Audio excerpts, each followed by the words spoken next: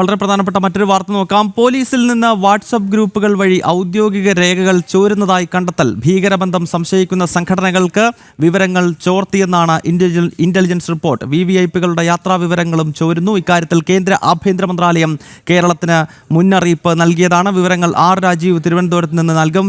രാജീവ്, ഈ വളരെ ഗൗരവമുള്ളൊരു വിഷയമാണ്. കാരണം നേരത്തെ തന്നെ പച്ചവെളിച്ചം പോലെയുള്ള ഗ്രൂപ്പുകൾ കേരള പോലീസിൽ പിടിമുറുക്കുന്നു.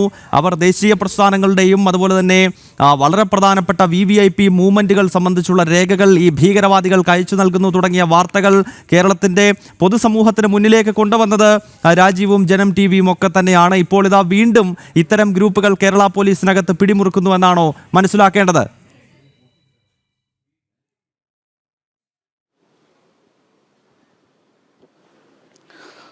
ഗൗതം, കഴിഞ്ഞ ദിവസം സംസ്ഥാന പോലീസ് മേധാവി ഉന്നത പോലീസ് ഉദ്യോഗസ്ഥരുടെ ഒരു യോഗം വിളിച്ചിരുന്നു. ഈ യോഗത്തിൽ സംസ്ഥാന പോലീസ് മേധാവി വളരെ കർശനമായൊരു നിർദ്ദേശം ജില്ലാ പോലീസ് മേധാവികൾക്കുൾപ്പെടെ നൽകി. അതിൽ ഏറ്റവും പ്രധാനപ്പെട്ടമായി എടുത്തു പറഞ്ഞിരിക്കുന്നത് സംസ്ഥാനത്തെ പോലീസ് ഉദ്യോഗസ്ഥർ അംഗങ്ങളായ വാട്സപ്പ് ഗ്രൂപ്പുകളുടെ വിവരങ്ങൾ നൽകണം എന്നതാണ്. ഈ പോലീസ് ഉദ്യോഗസ്ഥർ അഡ്മിനുകളായി പ്രവർത്തിക്കുന്ന ഗ്രൂപ്പുകൾ ഉണ്ടെങ്കിൽ അതിൻ്റെ പൂർണ്ണമായ വിവരങ്ങൾ നൽകണമെന്നും സംസ്ഥാന പോലീസ് മേധാവി ആവശ്യപ്പെട്ടിരുന്നു. അതിലെ ഏറ്റവും പ്രധാനപ്പെട്ട ഒരു കാരണം എന്ന് പറയുന്നത് ഈ തരത്തിൽ പോലീസ് ഉദ്യോഗസ്ഥർ അംഗങ്ങളായ വാട്സപ്പ് ഗ്രൂപ്പുകൾ വഴി പലതരത്തിലുള്ള പ്രവർത്തനങ്ങൾ നടക്കുന്നുണ്ട്. പോലീസിലെ ഔദ്യോഗിക രേഖകൾ പോലും ഈ വാട്സപ്പ് ഗ്രൂപ്പുകൾ വഴി ചോരുന്നു എന്നാണ് സംസ്ഥാന പോലീസ് മേധാവി വ്യക്തമാക്കിയത്. ഇത് കണ്ടെത്തുന്നതിന് വേണ്ടിയാണ് നിലവിലിപ്പോൾ ഈ സംസ്ഥാന പോലീസ് അംഗങ്ങൾ ഉള്ള വാട്സപ്പ് ഗ്രൂപ്പുകൾ നൽകണമെന്ന നിർദ്ദേശം നൽകിയത്. അതിലും ഗൗരവമുള്ള വിഷയം ഇന്റലിജൻസ് റിപ്പോർട്ടാണ്. അതായത് സംസ്ഥാന ഇന്റലിജൻസ് തന്നെ നൽകിയ ഒരു റിപ്പോർട്ടിൻ്റെ അടിസ്ഥാനത്തിലാണ് സംസ്ഥാന പോലീസ് മേധാവി ഇത്തരമൊരു നിർദ്ദേശം നൽകിയിരിക്കുന്നത്. സംസ്ഥാന ഇന്റലിജൻസ് വ്യക്തമാക്കുന്ന അനുസരിച്ചാണെങ്കിൽ ഭീകരബന്ധം സംശയിക്കുന്ന ചില സംഘടനകൾക്ക് പോലും പോലീസിൻ്റെ ഔദ്യോഗിക രേഖകൾ ലഭിക്കുന്നുണ്ട്, ഔദ്യോഗിക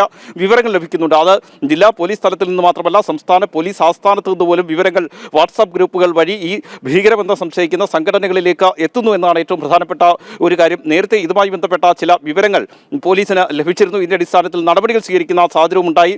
പ്രത്യേകിച്ചും തൊടുപുഴയിലാണ് ഏറ്റവും പ്രധാനപ്പെട്ട ഒരു സംഭവം ഉണ്ടായത്. RSS നേതാക്കളുടെ വിവരങ്ങൾ ഭീകരബന്ധം സംശയിച്ചിരുന്ന അല്ലെങ്കിൽ ഭീകരബന്ധമുണ്ട് എന്ന് പറയുന്ന സംഘടനകൾക്ക് കൃത്യമായി ചോർത്തി നൽകുകയായിരുന്നു ചെയ്തിരുന്നത്. ഇതിനെ തുടർന്ന് പോലീസ് ഉദ്യോഗസ്ഥർക്കെതിരെ നടപടിയെടുക്കുകയും ചെയ്തിരുന്നു.